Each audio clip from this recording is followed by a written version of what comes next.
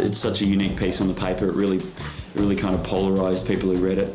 Some people were offended by it, some people just loved it, and so what we just tried to do is keep a really loose grip on it as we were rehearsing it, like not say this is what it is and define it. It's been a very challenging piece. It's one of the, it's a difficult beast, it really is. This is the sort of play that works best if it feels a little bit out of control. Members of the Monster Porn Company, this is your Act 1 beginner's call. Would you please make your way to the stage? You have mail.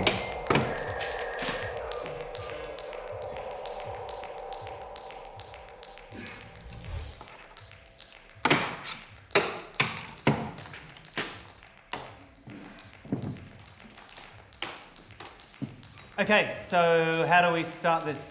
It's just a matter of writing, saying what we want and what we like. And what we want to do to each other. Right. Okay, you start. Thanks. You're tall and well built. You know, I'd prefer this, and I think it'd work better if I tell you what I've got, and then you tell me what you've got. But I know what I want, better than you do. I guess so. So I'll tell you what I want you to be. And if the shoe fits, I'll wear it. And it probably will. Trust me. I have to, I can't see it. You're tall and well built. Firm ass, strong arms. You're reaching toward me and taking off my t-shirt. You lean forward and lick me slowly. You stretch up and groan as I lick you. Your tongue flicks over me like a snake's. Steam comes off your skin where I lick you. Your tongue is blue and forked. It's not, obviously. Just work with me. Use your imagination. It won't kill you. I suppose not. All right, your skin sizzles and wrinkles up with the touch of my tongue. Your tongue is long and comes out and wraps around my body. Steam is coming from your nose now, and your nostrils are getting big and round. You look up at me and your eyes have slit pupils like a cat. You have a sloping forehead and pointed ears. You reach up and push back your hair to show small, stubby horns that are throbbing like hard-ons. Nice one. Your tongue moves down to my crotch and curls around my thighs. You start to rub your horns on my forehead, and they go red. Your eyes are red too. The skin on your face is scaly and flaky. Bits peel off to reveal more eyes. You have 3 full breasts, which I stroke with my paws. Your paws have claws that scratch and smell of blood. There are spikes growing out in a row down your spine. Your beard is black like your hair and glistens with the spit that's drooling from your mouth. Can we meet up? Ugh. Do you really want to see what I look like? What sort of jeans I'm wearing? How good-looking, average or ugly I am? I don't care about any of that. I think I like you already. Because I'm so charming. Well, yeah. You don't know me, so how can you like me? Well, can we be friends and get to know each other that way? No, this is the only way you'll get to see me. Why are you making this so hard? Because if it were easy, we'd probably start seeing each other because of some sort of pragmatic compatibility. Anyway, didn't you notice how good you are at conjuring monstrosity? I did. I think we can go much further. But it would be nice to actually meet up. Oh, for a coffee and a chat. Don't get sentimental. You really liked this. You're a pervert. I'm not, really. Right. Apart from the bit about wanting to be simultaneously fucked by 5 cocks that look like a nest of baby blackbirds, but it's just detail. This is the only way you'll get to see me. Jesus fucking hell on a bike. Hold that thought. We could start there next time. Can we go on? Sure. How far do you want to go? You tell me. How far are you willing? I'm willing. Would you go to the end? Yes. Well, do you know where the end is? No. It's in you. Behind the curtain at the edge of the room you live in. I don't understand. No, you don't. Just start.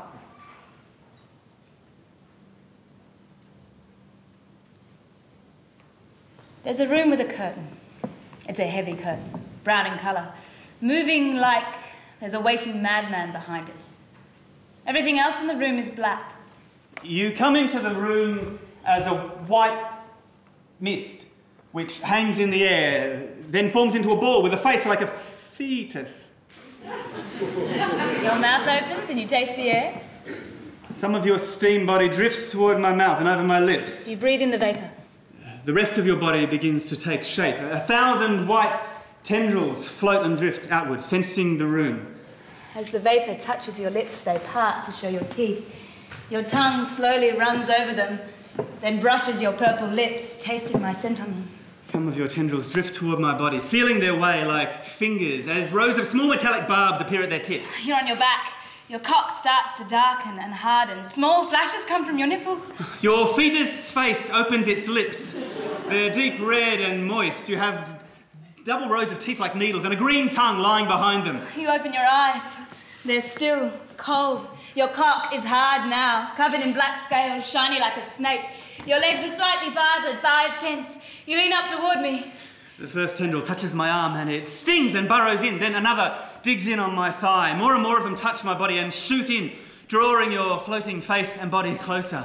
Under the ball of your face, a small human body, like a doll, takes shape, made of white jelly. You reach up and feel its shape, drawing it closer. It grows larger and firmer. It pulses and moves as its muscles grow and stretch. Tiny child's breasts and nipples form under my touch, then mature and grow large and round. You run your blue hands from my breast down to my waist, then pull my body down towards your groin. Your body is life-size now, translucent skin like ice, black hair in your crotch. Droplets of water are all over you. They smell sickly sweet like honeysuckle. You place your knees on my thighs. All your tendrils have found targets on my body and burrowed in. We're enclosed in a white mesh that pulsates and glows. Your hair is wet from the milk that's running from your eyes. You bring your nose close to mine and sniff. The room is gone.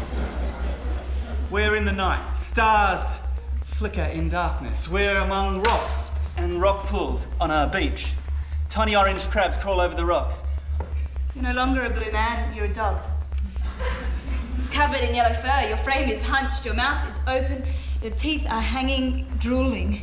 You exude a glistening liquid, sweet like honey. You offer it to me. You snip again, then lick me, pushing your tongue into the cracks, at first hesitant, then rough, then you bite. Your flesh comes apart in my mouth. Easy and press the smooth. shell As of one my curve body of organ against goes down my the throat, another and comes eat forward fast, to be taken. taking all that's inside. Your flesh is gone now. Your clit is the last bit. Hard like quartz, winking in the night. All that's left. Like it wants to speak, whispering. You bring your head close to here. Your eyes amber, tiny unblinking, and bright, a pearl-coloured huge speck dog's on the rocks head amongst is the so scurrying close. crabs. Hot breath surrounding my clit. It makes a sound. Thin, high-pitched, fierce, like wind. It has a tiny spot in the middle, like an eye, which grows bigger and bigger until it takes up the whole beach, and there's just black, deep black. The black inside your body, and the wind sound. You walk forward into the black. You're afraid. The black goes on and on. It's hot. Airless, getting hotter. You walk on. Your fur starts to sear off, and your skin parches. Dark patches of burnt flesh start to appear and slowly cover your body. You're here, but I don't know where. The ground is hot like coal, and it burns your pores, but you go on. The black has become small, crushing. There's a smell of Your musk. body You're is here, darkened all watching over me and die charred from now. all around. You can no Above, longer below, stand. You inside. can't breathe. You are the heat. You go fall, through me, and the taking heat of each the ground part, sears bit through, by bit, into your consuming insides, cell turning them by into a cell, solid mass. burning, blackening, Your reducing eyes all to stare nothing, a ahead charred into dog's darkness. carcass in darkness. This is what you are. You are this want. Why did you bring me to this? Because you asked me to. Yes, I did. I know that, but I don't understand why it ended here. Because I love you. You love me. I love you. You don't know me. It's me, Peter. Chloe, you knew it was me from the start. Yes. But this is where we start.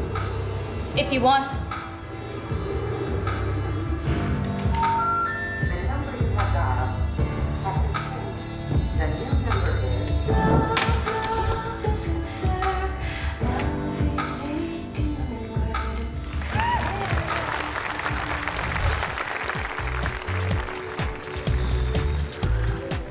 I think the run went well. It's a very fun play, and it's good to get out there and just rock it. It feels like it's a piece that really drives itself, and Chris and I just kind of hop on board for the ride. Sometimes it goes in directions that we're not prepared for it to go, and you just kind of try and hold on, and that's exciting. I mean, that's why you do live theatre. It was like that writing it too, like it was writing away and thinking, oh my God, what's happening here? I've just got to follow it, and I hope I don't get arrested. I was surprised it stopped offending me so quickly. Yeah, and it is, it's scary how comfortable Chris and I are with each other now to say the most intense things, and we're just so blasé about it now. The tricky thing is that for her role, it's she has to be really, really kind of aggressive but really vulnerable, and that's a really hard combination to play. We just had a look at monster porn, explicit look at the world of cyber love and power play and everything in between. How did you feel about that? It's pretty wild, but it said a lot more than that, and I'm still trying to work it out because it was quite dense, but quite dark, and I think the performances were great. I also love that kind of theme it explores of like the different levels of a relationship. Like they had to go through that whole cyber thing to go, look, babe, we can start this relationship on a different level. Was it a particularly challenging piece for the actors? Yeah, I think it's hard. You know, they were sitting facing out a lot of the time, and I think it's very hard when you don't have someone's eyes to look into. I think they did a really good job. I mean, they really threw themselves into it. Well, 2 more plays staged in the Melbourne Short and Sweet Festival here at the Victorian Arts Centre. Do join us next time for the final round on Movie Extra.